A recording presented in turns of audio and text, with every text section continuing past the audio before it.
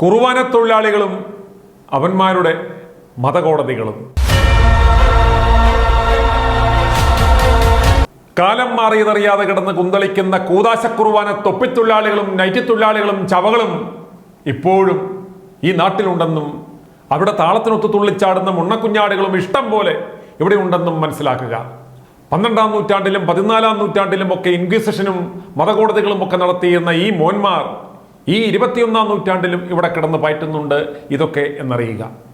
ഇവന്മാരുടെ നൈറ്റ് ഊരിയിട്ട് റോഡിൽ പിടിച്ച് കിടത്തി ഉരയ്ക്കുവാൻ വിശ്വാസികൾക്ക് കഴിവില്ലാത്തത് കൊണ്ടാണ് ഇതൊക്കെ സംഭവിക്കുന്നത് എന്ന് മനസ്സിലാക്കണം. ഇന്ത്യൻ ഭരണഘടനയെക്കുറിച്ചോ ഭരണഘടനയെ ശാസിക്കുന്ന മൗലികാവകാശങ്ങളെക്കുറിച്ചോ ജുഡീഷ്യറിയെക്കുറിച്ചോ അറിവില്ലാ പൈതങ്ങളായ അടിമക്കുഞ്ഞാടികൾ ഇപ്പോഴും ആമീനടിച്ച് സഭയുടെയും സഭാകോടതിയുടെയും ഊരാക്കിൽ കിടന്ന് ഊഞ്ഞാലാടുന്നു. താമരശ്ശേരി അതിരൂപതയിലെ ഉപ്പൂപ്പ ബിഷപ്പ് അദ്ദേഹത്തിൻ്റെ ചൊൽപ്പടിയിൽ നിൽക്കാത്ത ഒരു പാതിരിക്കെതിരെ മതകോടതി സ്ഥാപിച്ച് വിചാരണ ചെയ്യുവാൻ ഒരുങ്ങിയപ്പോൾ അത് ഞങ്ങൾ പുറത്തുവിട്ടപ്പോൾ ഉപ്പൂപ്പ ബിഷപ്പിനെ വിശ്വാസികൾ തന്നെ കണ്ടം വഴി ഓടിച്ചിരുന്നു. ഇത് ഞങ്ങൾ പ്രേക്ഷകരുമായി പങ്കുവയ്ക്കുവാൻ ഒരുങ്ങുന്നത് രാജ്യത്തെ നീതിന്യായ കോടതി ഡൈവേഴ്സ് കൊടുത്തിട്ടും വർഷങ്ങൾ കഴിഞ്ഞിട്ടും സഭാകോടതി ഡൈവേഴ്സ് കൊടുക്കാത്ത സംഭവങ്ങളും അതിനായി സമീപിക്കുന്നവരെ വൈവാഹിക ജീവിതം നിഷേധിക്കപ്പെട്ട് ഫ്രസ്ട്രേറ്റഡായി കഴിയുന്ന നൈറ്റ് തൊഴിലാളികളും ചില മഠത്തിലെ അമ്മച്ചിമാരും ചേർന്ന് അവഹേളിച്ച് സാഡിസ്റ്റിക് പ്ലഷർ അനുഭവിക്കുന്നതിനെ കുറിച്ചാണ്. റോമൻ കത്തോലിക്ക സഭയിൽപ്പെട്ട ആയിരക്കണക്കിന് യുവതി യുവാക്കളെയാണ് ഇത്തരത്തിൽ അരമനക്കോടതിയുടെ പേരിലിട്ട് നരകയാതന അനുഭവിപ്പിക്കുന്നത്. മ്യൂച്വൽ ഡൈവേഴ്സിന് കോടതിയെ സമീപിച്ചതിനെ തുടർന്ന് കോടതി അത് അംഗീകരിക്കുകയും അനുവദിക്കുകയും എന്നാൽ സഭാകോടതിയിൽ ഡൈവേഴ്സിനായി സമീപിച്ചപ്പോൾ വർഷങ്ങളായിട്ടും അത് നൽകാതെ ഇട്ട് പലവട്ടം നടത്തി അപമാനിതയായ ഒരു യുവതിയാണെന്ന് ITV ന്യൂസിൻ്റെ സ്റ്റുഡിയോയിൽ നമ്മോടൊപ്പമുള്ളത്. സീറോ മലബാർ സഭയുടെ തൃശ്ശൂർ രൂപതയിലെ ഇരിങ്ങാലക്കുട സെയിൻറ് തോമസ് കത്തീഡ്രൽ ഇടവകാംഗമായ ട്രീസയാണ് ഇന്ന് നമ്മോടൊപ്പമുള്ളത്. ഇരുന്ന ഒട്ടുമിക്ക ഇടവകളിലെല്ലാം പെണ്ണുകേസിനെ തുടർന്ന് ഇടവകക്കാർ ഓടിച്ച ഇപ്പോൾ മെനക്കെട്ട അരമനക്കോടതിയിലെ റെക്ടർ പറ്റിയ പേര് റെക്ടർ പദവിയിലിരിക്കുന്ന ലോഹത്തൊഴിലാളി ജോയി പാലിയക്കരപ്പാതിരിയിൽ നിന്നും അവിടെയുള്ള ഒരു മടത്തിലമ്മച്ചിയുടെ ഭാഗത്തു നിന്നുമുണ്ടായ കൈപ്പേറിയ അനുഭവങ്ങൾ നമ്മോട് ട്രീസ പങ്കുവയ്ക്കും. വിശ്വാസികൾക്ക് കൈക്കല്ലില്ലാതെ വരുമ്പോഴാണ് ഇത്തരം ലോഹ കുപ്പായ തൊപ്പിത്തൊഴിലാളികൾക്ക് സിൽക്കാർ ശബ്ദം ഉണ്ടാകുന്നത്. ഇവന്മാരുടെ ഈ അഹന്ത നിർത്തലാക്കേണ്ടുന്നത് വിശ്വാസികളാണ്. അതിന് മടലെടുക്കേണ്ടുന്ന ആവശ്യമില്ല. കർത്താവിനെ സ്മരിച്ച് ചന്തി കഴിയുന്ന കൈയൊന്നും മെനക്കെടുത്തിയാൽ മാത്രം മതി ഇവന്മാരെ നിലയ്ക്ക് നിർത്തുവാൻ. ഇനി ട്രീസ തനിക്കുണ്ടായ അനുഭവം പങ്കുവെക്കുന്നു. സെൽഫ് ഇൻട്രൊഡക്ഷൻ ഒന്ന് നടത്താമോ? തീർച്ചയായും. എൻ്റെ പേര് ട്രീസ എന്നാണ്. ഞാൻ പാലയിൽ നിന്നാണ് വരുന്നത്. ഞാൻ വിവാഹിതയാണ്. എനിക്ക് 2 കുഞ്ഞുങ്ങളുണ്ട്, ആൺമക്കളാണ്. അതുപോലെ തന്നെ ഭർത്താവുമായിട്ട് സുഖമായിട്ട് ജീവിക്കുന്നു. ഞാൻ എൻ്റെ സ്വന്തം ദേശം തൃശ്ശൂരാണ്. ഇരിങ്ങാലക്കുട എന്ന് പറയുന്ന സ്ഥലമാണ്. ഇരിങ്ങാലക്കുടയിൽ കത്തീഡ്രൽ ദേവാലയത്തിലാണ് എൻ്റെ ഇടവകാംഗത്വം, അവിടെയാണുള്ളത്. ഞങ്ങൾ 2000 എൻ്റെ വിവാഹം കഴിയുകയും അതുമായി ബന്ധപ്പെട്ട് ഞങ്ങൾ വിവാഹ ജീവിതത്തിൽ ഞങ്ങൾക്കൊരു കുഞ്ഞുണ്ടാവുകയും ആ കുഞ്ഞ് 2006 കൂടി ഞങ്ങളുടെ ആ വിവാഹ ബന്ധം മ്യൂച്വൽ അണ്ടർസ്റ്റാൻഡിങ്ങിലൂടെ ഞങ്ങൾക്ക് കോടതി ഡൈവേഴ്സ് തന്നിട്ടുള്ളതുമാണ്. അതിനുശേഷം ഇപ്പോൾ ഞങ്ങൾ രണ്ടാമത് വിവാഹത്തിനായിട്ട് ഞങ്ങൾ പുറത്തായിരുന്നു ജീവിച്ചിരുന്നത്. അപ്പോൾ അതുകൊണ്ട് തന്നെ ഞങ്ങൾ പുറത്തുപോയി. ഞങ്ങൾ നാട്ടിലായിരിക്കുന്ന സമയത്ത് ഞങ്ങളൊരു രജിസ്റ്റർഡ് മാരേജ് കഴിച്ചു. അതിൻ്റെ ബലത്തിൽ ഞങ്ങൾ പുറത്തു പോയി, ഞങ്ങൾ അവിടെ ജീവിച്ചു. ഇപ്പോൾ വർഷങ്ങൾ 14 വർഷം കഴിഞ്ഞു. 14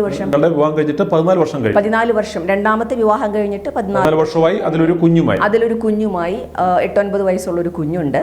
ഞങ്ങളിപ്പോൾ കുഞ്ഞിൻ്റെ ആവശ്യത്തിന് വേണ്ടിയിട്ട് മാമോദീസ ഞങ്ങൾ നാട്ടിലുണ്ടായിരുന്നില്ല. അപ്പോൾ മാമോദീസ മറ്റു ചടങ്ങുകളെല്ലാം മതപരമായി തന്നെ നടന്നോട്ടെ എന്ന് കരുതിയാണ് ഞാൻ സഭ അംഗീകരിക്കുന്ന വിവാഹമോചനം. കാരണം ഞാനൊരു RC ഇടവക ഈ RC ഇടവകയിൽ കോടതി നൽകുന്ന ആ ഡൈവേഴ്സ് മാത്രം പോരാ, സഭ നൽകണം എന്നുള്ളതാണ് അവിടുത്തെ ചട്ടം. കാരണം ഞങ്ങൾക്ക് ഓൾറെഡി നമുക്ക് സഭ ഇന്ത്യൻ നിയമ അനുസരണത്തിൽ നമുക്ക് കിട്ടിയിട്ടുള്ളതാണ്. ഇന്ത്യൻ പരമപീഠം നമുക്ക് 2011 ഡിവോഴ്സ് മ്യൂച്വൽ അണ്ടർസ്റ്റാൻഡിങ്ങിൽ തന്നിട്ടുള്ളതാണ്. അത് മാത്രം പോരാ, സഭയുടെ അംഗീകാരം കൂടി വിവാഹമോചനം വേണം. ഈ സഭ ഇങ്ങനെ ഇൻസിസ്റ്റ് ചെയ്യാൻ, അതായത് സഭ നൽകുന്ന, ഇപ്പം ഒരു കോടതിയിൽ നിന്ന് നിയമപരമായി നമുക്കൊരു ഡൈവേഴ്സ് കിട്ടിയിട്ടുണ്ടെങ്കിലും സഭയുടെ ഈ ഒരു ഡൈവേഴ്സ് വേണം എന്ന് പറയുന്നത് എന്തൊക്കെ കാര്യങ്ങൾക്ക് വേണ്ടിയാണ് സഭയുടെ? അത് നമുക്ക് വിവാഹം, ഒരു പുനർവിവാഹം പള്ളിയിൽ വെച്ച് നടത്തണമെങ്കിൽ ഡൈവേഴ്സ് വേണം. കുഞ്ഞിന് അതുപോലെ ഇടവക, നമുക്കൊരു ഇടവക ചേരണമെങ്കിൽ ഡൈവേഴ്സിന്റെ പേപ്പറുകളെല്ലാം വേണം. പിന്നെ അതുമായി ബന്ധപ്പെട്ടിട്ട് കുഞ്ഞിൻ്റെ വേദപഠനവും മറ്റുള്ള കാര്യങ്ങളും അതുമായി ബന്ധപ്പെട്ട് എന്തു വേണമെങ്കിലും സഭ നമ്മളെ അംഗീകരിക്കത്തില്ല. ഒപ്പം തന്നെ നമുക്ക് മരണാവശ്യവുമായി ബന്ധപ്പെട്ട് നമുക്ക് സിബിത്തേരിയിൽ നമുക്ക് മരണം കഴിഞ്ഞ് നമുക്ക് അടക്കാൻ, അതായത് ശവസംസ്കാരം നടത്തണമെങ്കിൽ പോലും അതൊന്നും സഭ അംഗീകരിക്കും. ഇതിനെല്ലാം സഭ അനുശാസിക്കുന്ന, സഭ നൽകുന്ന ഒരു വിവാഹമോചന സർട്ടിഫിക്കറ്റ് അവർക്ക് ഇൻസിസ്റ്റ് ചെയ്യുന്നു. ഇപ്പോൾ ഇത് ഈ റോമൻ കാത്തലിക് സഭയിൽ മാത്രമേ ഇങ്ങനെ ഇത്തരത്തിലൊരു ഇൻസിസ്റ്റ് ചെയ്യുന്നുള്ളൂ? അതാണ് എൻ്റെ കേട്ടുകേൾവി. കാരണം സത്യത്തിൽ നമ്മൾ ഈ റോമൻ കാത്തലിക് സഭയിൽ വളരെ അന്തസ്സായിട്ടും നമ്മൾ വർഷങ്ങളോളം ആ സഭ അംഗീകരിച്ചും നിയമങ്ങളെല്ലാം അംഗീകരിച്ചും നടന്നു പോയിട്ടുള്ളതാണ്. അതുകൊണ്ട് തന്നെയാണ് സഭ അംഗീകരിക്കുന്നതായിട്ടുള്ള വിവാഹമോചനത്തിന് വേണ്ടി 2 വർഷം മുൻപ് നമ്മൾ ഏകദേശം ഒരു 2 വർഷമായി നമ്മൾ 2022 നമ്മൾ അപ്ലിക്കേഷൻ ഇടുന്നത്. അത് കഴിഞ്ഞ് അപ്പോൾ നമുക്ക് നിയമപ്രകാരമുള്ള ഡൈവേഴ്സ് കിട്ടിയിട്ട് തന്നെ 14 വർഷങ്ങളോളം കഴിഞ്ഞു. എന്നിട്ട് സഭ അംഗീകരിക്കുന്ന വിവാഹമോചനത്തിനായി ചെന്നപ്പോഴാണ് എനിക്ക് അവിടെ നിന്ന് കിട്ടിയ ദുരനുഭവങ്ങളാണ് എന്നെ ഇവിടെ. ഇപ്പോൾ എത്ര വർഷമായി? അതായത് നമുക്ക് ആദ്യത്തെ ഡൈവേഴ്സ് കിട്ടിയിട്ട് 14 വർഷമായി. ഇപ്പോൾ സഭയിൽ നമ്മൾ ഒരു സഭ നൽകുന്ന ഡൈവേഴ്സിന് വേണ്ടി നമ്മൾ ഇപ്പോൾ 2 വർഷമായി അപ്ലൈ ചെയ്തിട്ട്. അതായത് മൊത്തം ഒരു എത്ര വർഷമായി ഇപ്പോൾ നമ്മൾ അതിന് വേണ്ടി കാത്തിരിക്കുന്നു? ഇപ്പോൾ 2 വർഷത്തോളമായിട്ട് കാത്തിരുന്നിട്ടാണ് 2024 എന്നെ ഇപ്പം ഞാൻ 5 വട്ടം ഓൾറെഡി നമ്മൾ പോയി കഴിഞ്ഞു. ഇപ്പം ഈ ഇരിങ്ങാലക്കുട ബിഷപ്പ് ഹൗസിലാണ്. ഇരിങ്ങാലക്കുട ബിഷപ്പ് ഹൗസിൽ കോടതിയുണ്ട്. ഇതാരാണ് നമുക്ക് ഈ അരമന കോടതിയാണ് നമുക്ക് ഡൈവേഴ്സ് നൽകേണ്ടത്? അതിനുള്ള പ്രോട്ടോകോൾ എന്താണ്? ഇപ്പം ഈ ഒരു ഡൈവേഴ്സ് ലഭിക്കുന്നതിന് വേണ്ടി ഡൈവേഴ്സ് ലഭിക്കേണ്ടുന്ന വ്യക്തി, അതിൻ്റെ ഒരു പ്രോട്ടോകോൾ പറയാം, എന്തൊക്കെയാണ്? ഡൈവേഴ്സ് ലഭിക്കേണ്ട വ്യക്തി ആദ്യമേ നമ്മൾ ഏത് ഇടവകാംഗമാണ്, ആ ഇടവകയിലെ അച്ഛൻ്റെ പേപ്പർ, സാക്ഷ്യപത്രവും കാര്യങ്ങളും ഈ ഇടവകയിലുള്ള വ്യക്തിയാണ്. അതുപോലെ നമ്മുടെ കുടുംബത്തിൽ എത്ര ആൾ, ഇപ്പം എൻ്റെ പാരൻസിൻ്റെ പേര്, അവരുടെ എല്ലാ കണക്കുകളും കൃത്യമായിട്ട് ഇടവക ആദ്യ വിവാഹം കഴിഞ്ഞതിൻ്റെ രേഖകൾ, ഈ വിവാഹ രേഖകളും എല്ലാം ആയിട്ട് വേണം നമ്മൾ ആദ്യം ഈ ബിഷപ്പ് ഹൗസിൽ നമ്മളുടെ അരമന കോടതിയിൽ കൊണ്ട് അപ്ലിക്കേഷൻ ഇടണം. ആ അപ്ലിക്കേഷനിൽ 2-3 പേപ്പേഴ്സ് അവർ തന്നു നമുക്ക്. ആ പേപ്പേഴ്സിൽ ഒന്ന് ഇടവക വികാരിയുടെ ഒപ്പ്, മറ്റുള്ള കാര്യങ്ങൾ. രണ്ടാമത്തെ പേപ്പറിൽ നമ്മൾ എനിക്ക് ഓർമ്മ വന്നത് നമ്മൾ SSLC എക്സാം എഴുതുന്ന പോലെ നമ്മൾ ഡീറ്റെയിൽഡ് ആയിട്ടുള്ള ഒരു സംഭവം നമ്മൾ എഴുതി കൊടുക്കണം. എന്തൊക്കെയാണ് വിവാഹം കഴിഞ്ഞ നാൾ മുതലുള്ളത്, ഈ വിവാഹം എങ്ങനെ വന്നു, ആരായി കൊണ്ടുവന്നു, വീട്ടിലുള്ള നിന്റെ സ്വന്തം സമ്മതപ്രകാരമാണോ വിവാഹം നടന്നത്, വിവാഹത്തിന് ശേഷമുള്ള അനുഭവങ്ങൾ എന്തൊക്കെയായിരുന്നു, ഭർത്താവിൻ്റെ ഭാഗത്തു നിന്നുള്ള അനുഭവം എന്തൊക്കെയായിരുന്നു, അദ്ദേഹത്തിന് വേറെ ബന്ധങ്ങൾ ഉണ്ടായിരുന്നു, എന്തുകൊണ്ടാണ് ഡിവോഴ്സ് എന്നുള്ള രീതിയിലേക്ക് പോയത്, നിന്റെ അതായത് പച്ചയ്ക്ക് ചോദിക്കുന്ന തരത്തിലുള്ള കാര്യങ്ങളാണ് അതിൽ വിവരിക്കേണ്ടിയിരുന്നത്. അപ്പോൾ ഇതെല്ലാം ആദ്യം നമ്മൾ എഴുതി കൊടുക്കണം. അതായത് ഒരു ആൻസർ ഷീറ്റ് നമ്മൾ SSLCക്ക് ഒരു ഡിസ്ക്രിപ്റ്റീവ് 5-6 ഷീറ്റ് വേണേൽ അഡീഷണൽ ഷീറ്റ് തരും.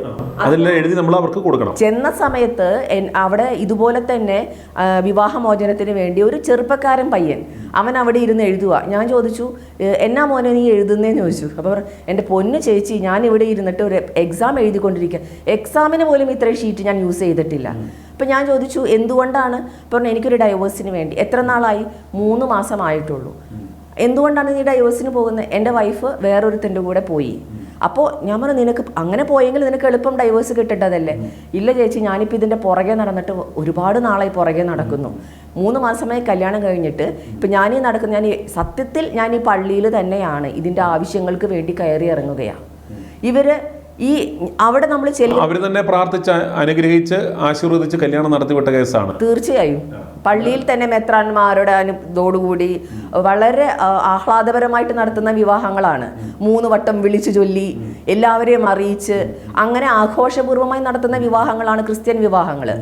പ്രത്യേകിച്ച് ഇരിങ്ങാലക്കുട രൂപത എന്ന് പറയുന്നത് ഇത്രയും പരിശുദ്ധ പിതാക്കന്മാര് കൈവപ്പ് നൽകി ആശീർവദിച്ച് അനുഗ്രഹിച്ച് പോകുന്ന ഈ വിവാഹ ജീവിതം എങ്ങനെ ചിലത് 3 മാസത്തിനുള്ളിൽ തന്നെ തകരുന്നു, ചിലത് ഏതാനും വർഷം കൊണ്ട്. അന്നേരം ഇതിനെക്കുറിച്ച് സത്യം പറയാൻ നമ്മളല്ലേ എഴുതി ഇവന്മാരോട് മേടിക്കേണ്ടത്. കാരണം ഇത്തരം ഈ പറയുന്ന പരിശുദ്ധമാണെന്ന് ഫീസുണ്ട്. സാധാരണ എല്ലാ പണിക്കും ഇവരുടെ എല്ലാത്തിനും വിളിച്ചുകൊല്ലിന് ഫീസ്, മറ്റേ കല്യാണത്തിന് ഫീസ്, ആ വിവാഹം നടക്കുമ്പോൾ ക്യാമറ ഉപയോഗിക്കുന്നതിന് ഫീസ്, അങ്ങനെ പിന്നെ അതുകൂടാതെ ഇവരുടെ കൈമുത്ത്, മാസപ്പടി എല്ലാം കൊടുത്ത് ആവശ്യം കൊടുത്തിട്ട് അത് ഇതിൽ പരാജയം വരുമ്പോൾ സത്യം പറഞ്ഞാൽ ഇവരുടെ കയ്യിൽ നിന്നല്ലേ നമ്മൾ എക്സ്പ്ലനേഷൻ. അങ്ങനെയാണെന്നുണ്ടെങ്കിൽ നമ്മൾ ഈ പള്ളികളെ ആശ്രയിക്കേണ്ടുന്നതിൻ്റെ ആവശ്യകത എന്താണ്?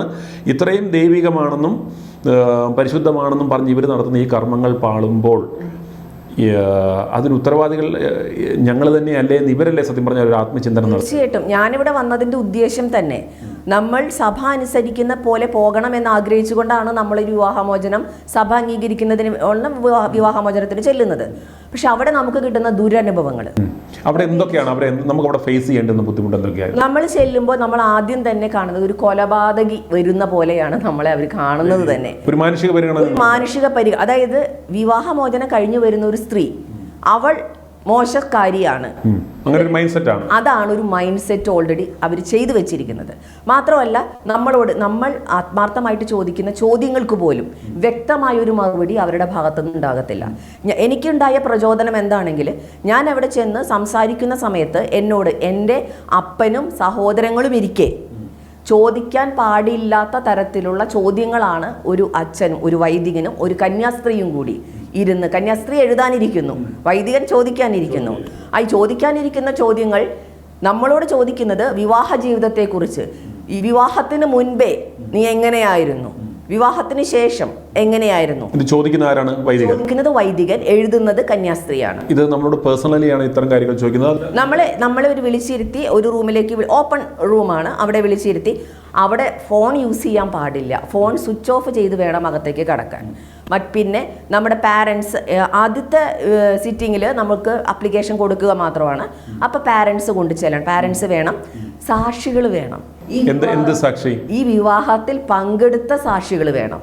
അതായത് ഇങ്ങനൊരു കല്യാണം നടന്നു, ഞങ്ങൾ സാക്ഷികളായിരുന്നു. അതെ, സാക്ഷികളായിരുന്നു. അന്ന് ഊണ് കഴിച്ചു പോയിട്ടുള്ള ആൾക്കാരുണ്ടല്ലോ, അങ്ങനെ വേണം പറയാൻ, അവരെ കൊണ്ടുവരണം സാക്ഷികൾ. അപ്പോൾ ഒരു ജാഥയായിട്ട് വേണം ഈ ബിഷപ്പ് ഹൗസിലേക്ക് കയറി ചെല്ലാനായിട്ട്. ഓരോരുത്തരുടെ ഊഴമാകുമ്പോൾ നമ്മൾ ഈ സാക്ഷി പട്ടികയിൽ പേര് കൊടുക്കും. അപ്പൊ ഈ സാക്ഷികളെ വിളിച്ചിരുത്തി ചോദിക്കും, സാക്ഷികളെ വിസ്തരിക്കുകയാണ്. അപ്പൊ ഈ സാക്ഷികളെ സംബന്ധിച്ച് പാവങ്ങൾ അവർക്ക് ഒന്നും അറിയില്ല. കാരണം ഒരു 2 വ്യക്തികൾ തമ്മിൽ പങ്കെടുത്തു ഊണ് കഴിച്ചു, ഇതാണ് അവർ ചെയ്ത തെറ്റ്. പക്ഷെ ഒരു ഭാര്യ ഭർത്താവ് തമ്മിലുള്ള ജീവിതത്തെക്കുറിച്ച് വിവാഹത്തിന് പങ്കെടുക്കാൻ വരുന്നവർക്ക് എങ്ങനെ മനസ്സിലാക്കാൻ പറ്റും? അവർക്കറിയില്ല. അല്ല, അവരുടെയൊക്കെ സാന്നിധ്യത്തിലാണ് നമ്മൾ ഈ കാര്യങ്ങൾ അവർക്ക് എക്സ്പ്ലെയിൻ ചെയ്യേണ്ടത്. അവര് മാറി നിൽക്കുന്നു, അവർക്കെല്ലാം കേൾക്കാം.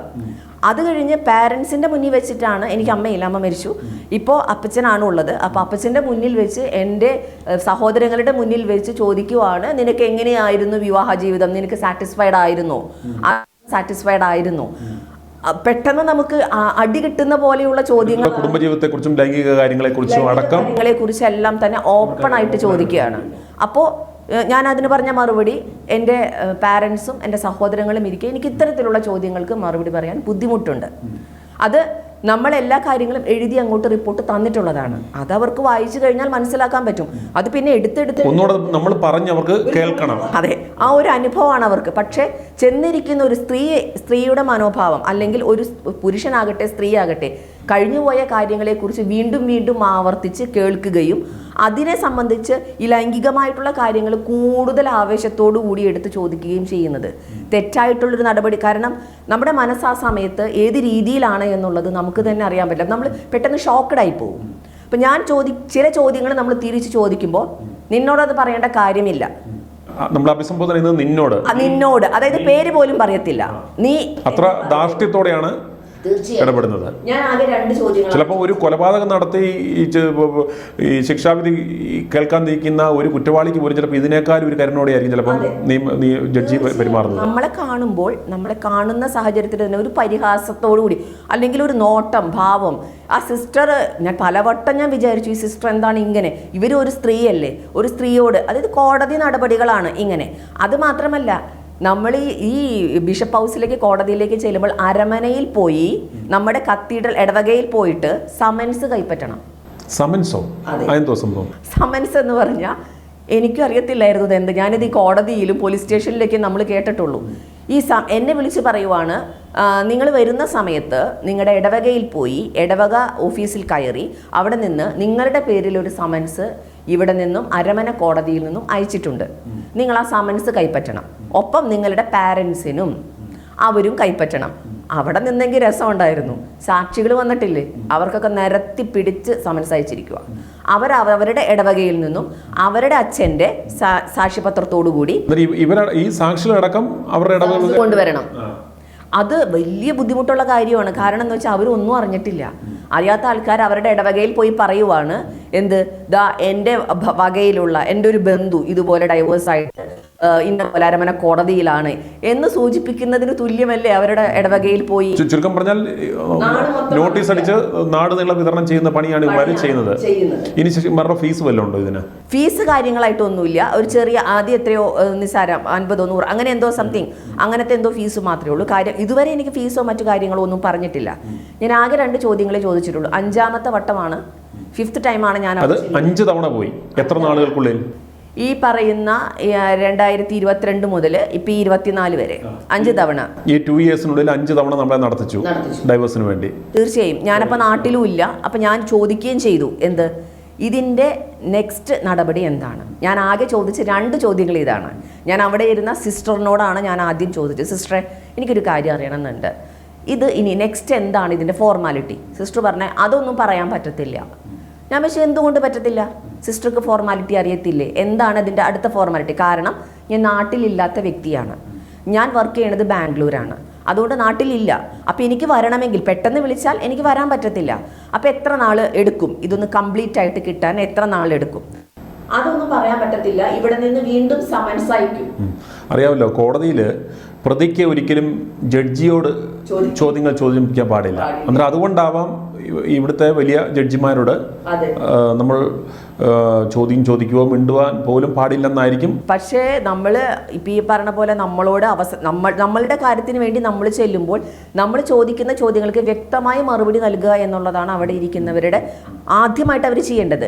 അതൊരു സ്ത്രീ എന്ന നിലയിൽ നല്ല രീതിയിൽ, മോളെ അതെനിക്ക് അറിയത്തില്ല, അത് എത്ര നാളെടുക്കും, മോളൊരു കാര്യം ചെയ്യൂ, ഒന്ന് എന്തിൻ്റെ ഫോർമാലിറ്റി ജസ്റ്റ് ഒന്ന് പറഞ്ഞാൽ മതി, ഒരു 6 മാസത്തിനുള്ളിൽ എല്ലാം കംപ്ലീറ്റ് ആവും കേട്ടോ എന്ന് പറഞ്ഞാൽ ഒരു രസമുണ്ട് അത് കേൾക്കാൻ. എനിക്കറിയില്ല, നിനക്ക് വേണമെന്നുണ്ടെന്നുണ്ടെങ്കിൽ ഇങ്ങനെയാണ് പറഞ്ഞത്, നിനക്ക് വേണമെങ്കിൽ അവിടെ ഒരു അച്ഛൻ ഇരിപ്പുണ്ട്, അച്ഛനോട് ചോദിക്കാനായിട്ട്. അപ്പോൾ അച്ഛൻ എന്ന് പറയുന്ന വ്യക്തി അത് മറ്റൊരു ഇടവകയിൽ ഇരുന്നുകൊണ്ട് ആ അച്ഛൻ ആ ഇടവകാംഗങ്ങൾക്ക് മൊത്തം ട്രോഫി കൊടുത്ത് വിട്ടിട്ടുള്ള ഒരു അച്ഛനാണ്. ആ അച്ഛൻ അതിന് മുൻപത്തെ സിറ്റിങ്ങിന് എന്നോട് സംസാരിച്ചിട്ടുള്ള വ്യക്തിയുമാണ്. അയാളുടെ പേരെന്താണ്? അദ്ദേഹത്തിന്റെ പേര് ജോയ് പാലിയേക്കര എന്നാണ്. ജോയ് പാലിയേക്കര. യെസ്. അദ്ദേഹമാണ് എന്നോട് മോശമായിട്ട്, വളരെ മോശമായിട്ടാണ് സംസാരിച്ചത്. ഈ ഇരുന്ന ഇടവകളിലെല്ലാം തരികടകൾ കാണിച്ച് നാട്ടുകാർ അടിച്ചോടിച്ച ഈ വ്യക്തിയാണ് ഇത്രയും.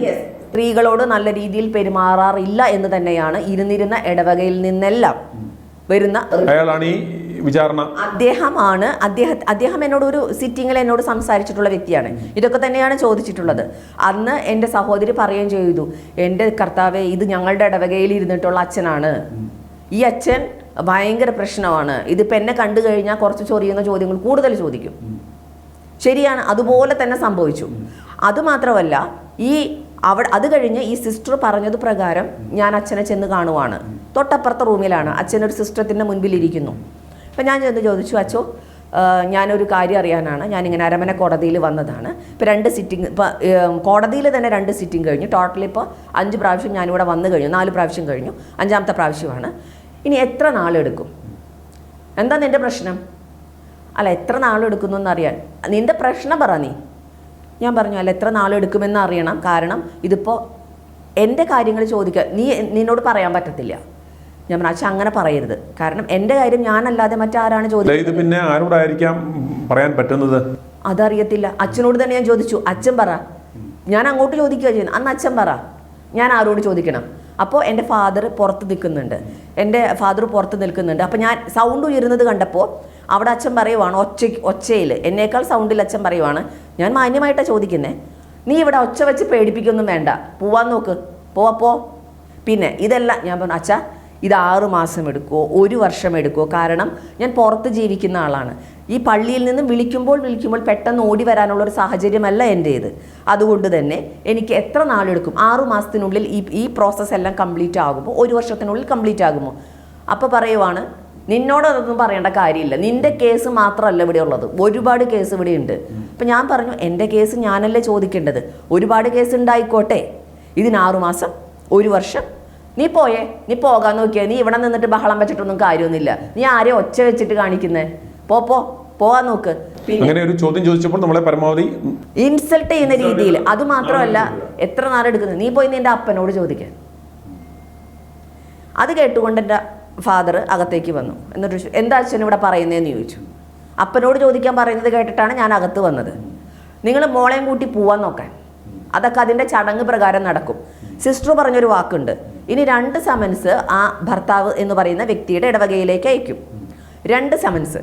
അദ്ദേഹം അത് കൈപ്പറ്റിയില്ല എങ്കിൽ വീണ്ടും ഇടവക വികാരിക്ക് ലെറ്റർ അയക്കും. ആ ഇടവക വികാരി അവിടുത്തെ കോടതി വെച്ച്, അതായത് അവിടെ അദ്ദേഹത്തിനെ വിളിച്ചു വരുത്തി എന്തുകൊണ്ട് ഈ ഹിസ്റ്ററി അവിടെ അവതരിപ്പിക്കും. അവിടെയും ഇതുപോലത്തെ നാടകങ്ങൾ അരങ്ങേറി ഇടവക വികാരി സൈൻ ചെയ്ത് അയക്കണം പോലും. അതിനെന്ന് തീരുമെന്ന് പ്രത്യേകിച്ച് ഒരു കാലാവധിയോ ഒന്നുമില്ല, അത് എപ്പോൾ വേണേലും അവരുടെ സൗകര്യം പോലെ. അപ്പോൾ ഞാൻ ചോദിച്ചു, സാധാരണ രീതിയിൽ മനുഷ്യനാണ്, നമ്മൾ ചോദിക്കും, സാധാരണ രീതിയിൽ അങ്ങനെ അയച്ചാൽ ഈ സമൻസ് അയക്കുന്നത് എത്ര നാളിടവിട്ടാണ്? 2 ആഴ്ച ഇടവിട്ടാണോ, 2 മാസമാണോ, നമുക്കൊന്ന് അറിയാനുള്ളൊരു ക്യൂരിയോസിറ്റി ഉണ്ട്. ഇപ്പം നമുക്ക് കാൽക്കുലേറ്റ് ചെയ്യാം, പറയാം. അതൊന്നും പറയാൻ പറ്റത്തില്ല. അച്ഛന്മാർ വെറുതെ നടക്കല്ല, അച്ഛന്മാർക്ക് പണിയുണ്ട്. അത് ഞങ്ങളുടെ സൗകര്യവും അനുസരിച്ച് ഞങ്ങൾ ചെയ്യും. അതെ, നിങ്ങൾക്ക് ചോദിക്കാനുള്ള റൈറ്റ്സ് ഇല്ല. ഇതാണ് എനിക്ക് ആ സിസ്റ്ററിൽ നിന്ന് കിട്ടിയിട്ടുള്ള അനുഭവം. ഇത് തന്നെയാണ് ജോയ് പാലിയേക്കര എന്ന് പറയുന്ന അച്ഛൻ. ആ അച്ഛനും എന്നോട് പറഞ്ഞത്. ഞാൻ പറഞ്ഞു, ഞാൻ ബഹളം ഉണ്ടാക്കാൻ വന്നതല്ല എന്ന് പറഞ്ഞപ്പോൾ കിട്ടിയ അനുഭവം, നീ പോയി നിനക്ക് ചെയ്യാനുള്ളത് പോയി ചെയ്യടി എന്നാണ് എന്നോട് പറഞ്ഞത്. അത് എന്നെ പോലെയുള്ള പല സ്ത്രീകളുടെയും അനുഭവം ഇത് തന്നെയാണ് ആ ചർച്ചിൽ. നല്ല ശതമാനം ആളുകളും, ആയിരക്കണക്കിന് സ്ത്രീകൾ ഇതുപോലെ കാത്തിരിക്കുന്നവരുണ്ടാവും. പക്ഷെ ആരും പുറത്തു പറയുന്നില്ല. കാരണം പുറത്തു പറഞ്ഞാൽ സഭയിൽ നിന്നും പുറത്താക്കിയാലോ, നമ്മുടെ ബന്ധുക്കൾക്ക് ശപിക്കുമോ എന്നൊക്കെ പേടിയില്ല, പല പേരും പ്രശ്നങ്ങൾ വരും, നാട്ടിൽ പ്രശ്നങ്ങളാകും.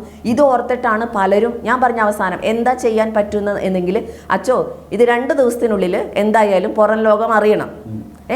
അച്ഛൻ പറഞ്ഞു, ഫോൺ എല്ലാം ഓഫ് ചെയ്ത് വെച്ചിട്ടാണ് അകത്ത് കയറിയത്. ഞാൻ പറഞ്ഞു, അച്ഛൻ ഈ സംഭവങ്ങളെല്ലാം നമ്മുടെ കയ്യിലുണ്ട്, ഞാനത് കാണിക്കേണ്ടവരോട് കാണിച്ച് സംസാരിച്ചിട്ട് അന്ന് അച്ഛൻ പറയും എത്ര നാളെടുക്കുമെന്നുള്ളത് അച്ഛൻ പറയുന്നു. ഇത് പറഞ്ഞു പോന്നു. അതിനുശേഷം എൻ്റെ ഭർത്താവ്, അദ്ദേഹം, ഞാൻ 2ാമത് വിവാഹം കഴിച്ചു എന്ന് പറഞ്ഞല്ലോ, അദ്ദേഹം വിളിച്ച്, അച്ഛോ സ്ത്രീകളോട് മാന്യമായിട്ട് സംസാരിക്കണം എന്നുള്ള രീതിയിൽ അദ്ദേഹം സംസാരിച്ചു കഴിഞ്ഞപ്പോൾ ആരാണ്? ആ സ്ത്രീ നുണ പറയുന്നതാണ് എന്നാണ് പറഞ്ഞത്. അപ്പോൾ പറഞ്ഞു, ആ സ്ത്രീയല്ല, അതിൻ്റെ ഭാര്യയാണ്. അവൾ വന്ന് എൻ്റെ അടുത്ത് പറഞ്ഞിരിക്കുന്ന കാര്യങ്ങൾ അനുസരിച്ചാണ് ഞാൻ അച്ഛനെ വിളിച്ചിരിക്കുന്നത്. സ്ത്രീകളോട് സംസാരിക്കുമ്പോൾ അച്ഛൻ ഈ മാന്യതയൊന്നുമില്ലാതെ എന്താണ് ഈ സംസാരിക്കുന്നത്? അത് അച്ഛൻ പെട്ടെന്ന് ഫോൺ കട്ട് ചെയ്ത് കഴിഞ്ഞപ്പോൾ പിന്നെ ആളെന്ത് ചെയ്തു, ഒരു വോയിസ് അച്ഛന് കൊടുക്കുകയാണ് ഉണ്ടായത്.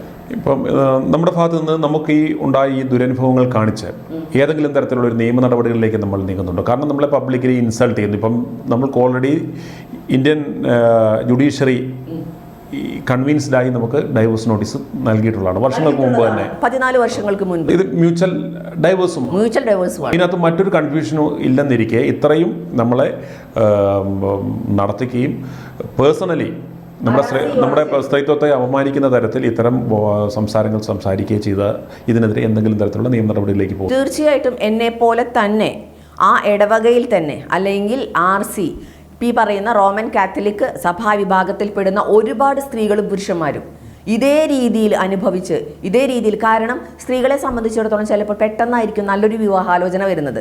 ഡൈവേഴ്സായി നിന്ന് പെട്ടെന്നായിരിക്കാൻ എനിക്കറിയുന്ന ഒരുപാട് കുട്ടികളുണ്ട്.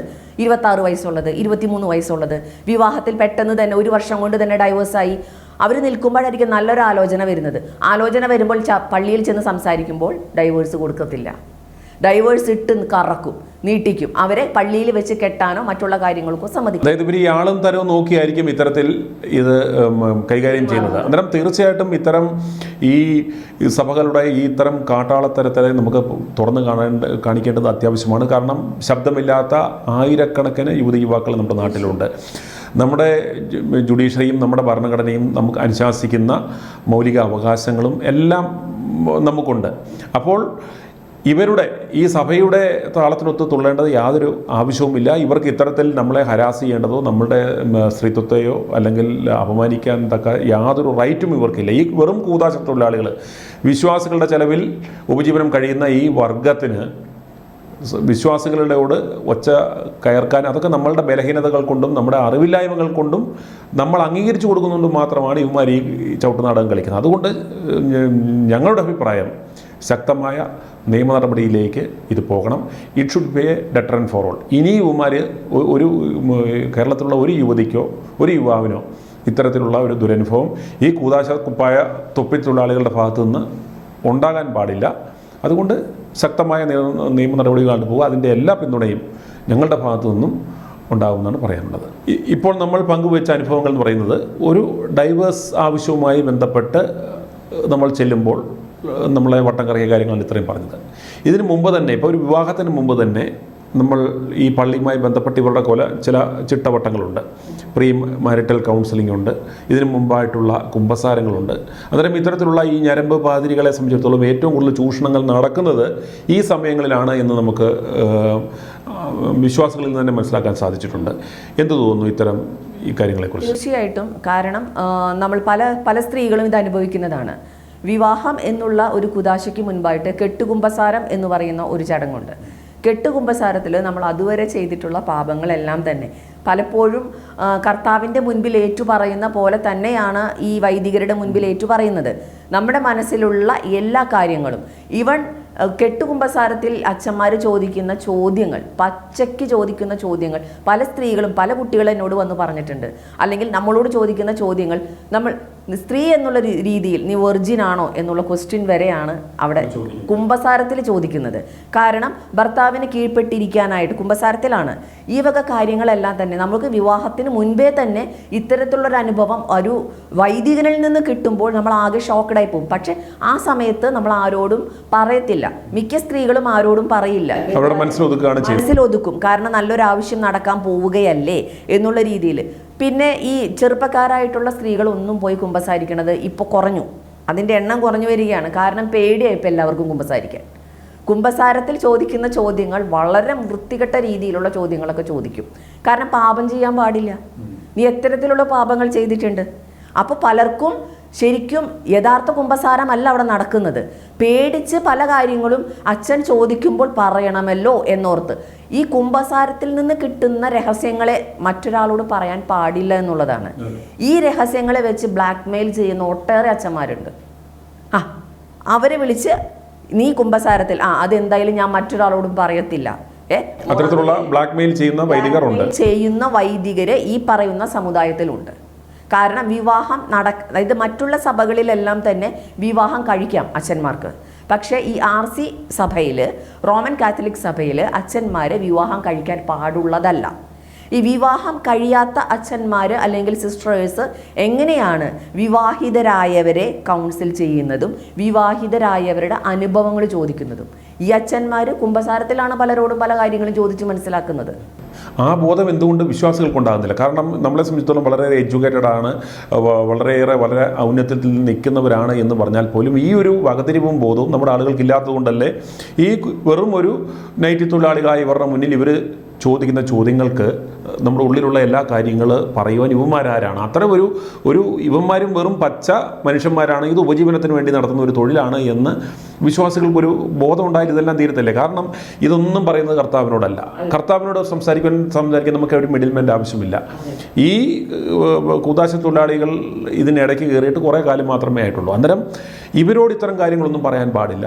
നമ്മൾക്ക് എന്തെങ്കിലും തുറന്നു പറയാനുണ്ടായാൽ അത് നമ്മുടെ ദൈവവുമായിട്ടും നമ്മുടെ പിതാവുമായിട്ടും നിന്റെ രഹസ്യത്തിൽ കാണുന്ന പിതാവിനോട് പ്രാർത്ഥിക്കാനാണ് കർത്താവ് പറഞ്ഞത്. അതെ. അന്നേരം അതെല്ലാം കർത്താവ് പറഞ്ഞിട്ടുണ്ട്. അന്നേരം ഇങ്ങനെയുള്ള ഈ കൂതാശ തൊഴിലാളികളുടെ അടുത്ത് നമ്മൾ തന്നെ പോയി നമ്മളുടെ കുഴി തോണ്ടുന്ന പണി, നമ്മളുടെ കാര്യങ്ങളെല്ലാം പറയുക, ഇവന്മാരത് കേട്ട് രസിക്കുക, ഇവന്മാരാളെ അസസ് ചെയ്യുക, എന്നിട്ട് ഇവന്മാർ വീണ്ടും ചൂഷണം ചെയ്യാൻ പറ്റുന്നവരെ ഫോളോ അപ്പ് ചെയ്യുക. അന്നേരം ഈ പണിയാണ് നടക്കുന്നതെന്ന് ദയവേദി ഇത് ഈ ഷോ കാണുന്നത്, ഞങ്ങൾ ഇത്തരത്തിലൊരു ചർച്ച നടത്തുന്നതിൻ്റെ ഉദ്ദേശം എന്ന് പറയുന്നത് ഇത് കാണുന്ന എല്ലാ വിശ്വാസം തെറ്റാണെന്ന് ഞങ്ങൾ പറയത്തില്ല. വിശ്വാസം ഓരോരുത്തരുടെയും പ്രൈവറ്റ് അഫയേഴ്സാണ്. അവർക്ക് വിശ്വസിക്കാം, വിശ്വസിക്കാതിരിക്കാം.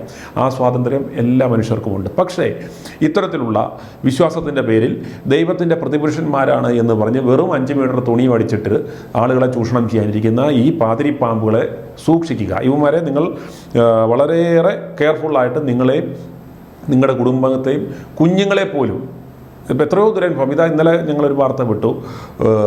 8ാം ക്ലാസ്സിലെ പഠിക്കുന്ന ഒരു ഒരു തൃശ്ശൂരിൽ തന്നെ ഉള്ള ഒരു കുട്ടിയെ ചൂഷണം ചെയ്തവന് ജീവപര്യന്തം കുറച്ച് 20 വർഷമാക്കി കുറച്ചു എന്ന് പറഞ്ഞ് ഇന്നലെ ഞങ്ങളൊരു വാർത്ത കൊടുത്തേ ഉള്ളൂ.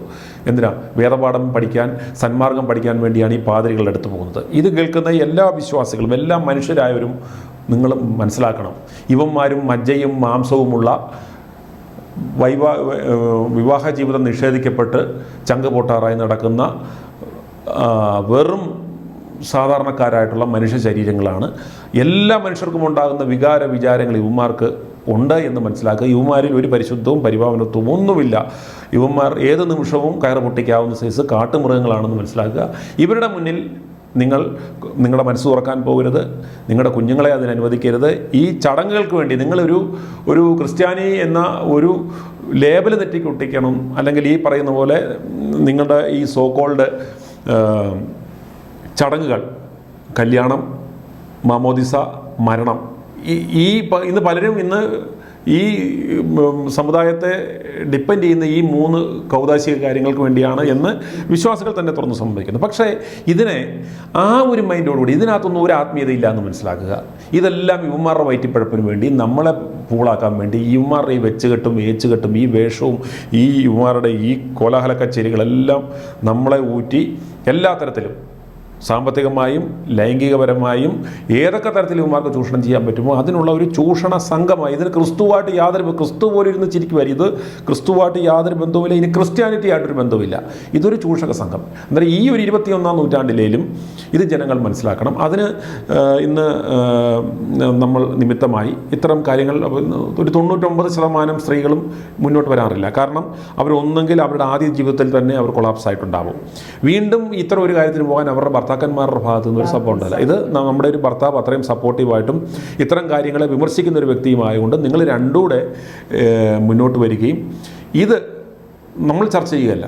ഇത് നമ്മളുടെ ഈ ഒരു ചിന്തകൾ നമ്മൾ ലോകവുമായി പങ്കുവെക്കുന്നു. ഇത് കാണുന്ന പ്രേക്ഷകരുമായി പങ്കുവെക്കുന്നു. അന്നേരം അതുകൊണ്ട് ഈ ഡൈവേഴ്സ് എന്ന് പറയുന്നത് ഒരു പാവമല്ല. കാരണം പല റീസണിൽ ഏതെങ്കിലും ഒരു നിസ്സാര ദിവസം കൊണ്ടോ മണിക്കൂറുകളോ ആരെങ്കിലും നിർബന്ധത്താലോ ഏതെങ്കിലുമൊക്കെ സാഹചര്യത്താലോ വിവാഹം കഴിക്കപ്പെടുന്നു. ഏതെങ്കിലും ഒരു ഘട്ടത്തിൽ തുടർന്ന് നമുക്ക് ജീവിക്കാൻ സാധ്യമല്ല എന്ന് 2 കൂട്ടർക്കും മനസ്സിലാകുന്ന സമയത്ത് ഏറ്റവും മാന്യമായി, ഏറ്റവും ഡീസൻ്റായി ബൈ പറഞ്ഞ് അവരവരുടെ ജീവിതത്തിലേക്ക് പോവുക എന്ന് പറയുന്ന ഒരു പാപം അല്ല എന്ന് ലോകം തന്നെ മനസ്സിലാക്കി കഴിഞ്ഞു. അപ്പോഴും ഈ പൈശാചികരായ ഈ കൂതാശ തൊഴിലാളികൾ ഇതെല്ലാം ഇവന്മാരുടെ കൈ കൂടെയാണ് പോകുന്നത്, ഇതെല്ലാം ഞങ്ങളുടെ പരിപാടിയിൽ പോർട്ട്ഫോളിയോയിൽപ്പെട്ടതാണ് എന്ന് പറഞ്ഞ് അതിനകത്തും കയറി ഈ ഉടക്കുണ്ടാക്കാൻ നിൽക്കുന്ന ഈ കൂതാശ തൊഴിലാളികളോട് പരമപുച്ഛമാണ്. ഈ കൂതാശ തൊഴിലാളികളെ കാലുമടിയൊക്കെ അടിക്കാത്തത്, അല്ലെങ്കിൽ ഇവനെയൊക്കെ വലിച്ചു കയറി വരുന്ന തലമുറ പള്ളി കയറി ഇടിക്കുന്ന കാലഘട്ടം വരും. ഇത് ഇപ്പോഴും ആ ക്രൈസ്തവ അല്ലെ ക്രിസ്തുവിനെ സ്നേഹിക്കുന്ന ആ പിന്തുടർന്നു വന്ന ആ ഒരു ക്രൈസ്തവ മാർഗം പിന്തുടരാൻ ആഗ്രഹിക്കുന്ന ആളുകളെ പോലും ക്രിസ്തുവിൽ നിന്ന്, ഈ പള്ളിയിൽ നിന്നല്ല, ക്രിസ്തുവിൽ നിന്ന് തന്നെ അകറ്റുന്ന പണിയാണ് ഈ നൈറ്റ് തൊഴിലാളികൾ ചെയ്യുന്നതെന്ന് നിങ്ങൾ മനസ്സിലാക്കുക. നിങ്ങളൊരു കാര്യം മനസ്സിലാക്കണം. ഇത്തരത്തിൽ സ്ത്രീകളെ അല്ലെങ്കിൽ വിവാഹമോചനം ആവശ്യപ്പെട്ട് വരുന്ന ആളുകളെ നിങ്ങൾ ഇത്തരത്തിൽ പീനലൈസ് ചെയ്യുമ്പോൾ നിൻ്റെയൊക്കെ കഞ്ഞിയിൽ നീ തന്നെ മണ്ണ് വാരിയിടുകയാണെന്ന് മനസ്സിലായിക്കോണം. നീയൊന്നും കാണിക്കുന്ന ഈ പറയുന്ന ജാടയൊക്കെ ആ പള്ളിയിലെ മുറിക്കകത്ത് മാത്രം. ഇതിനകത്തൊന്നും പുറത്തോട്ടുള്ള ക്രൈസ്തവരായ ജനങ്ങൾ പോലും ഇതിനൊരു വിലയും നൽകുന്നില്ല എന്ന് മനസ്സിലാക്കുക.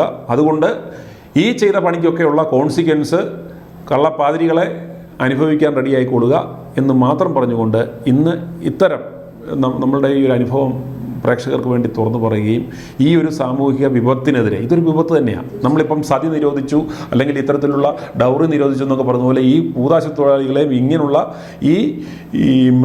ഈ പൈശാചികന്മാരെയും നിലയ്ക്ക് നിർത്തുവാനുള്ള തക്ക നിയമം ഈ നാട്ടിൽ ഉണ്ടാവണം.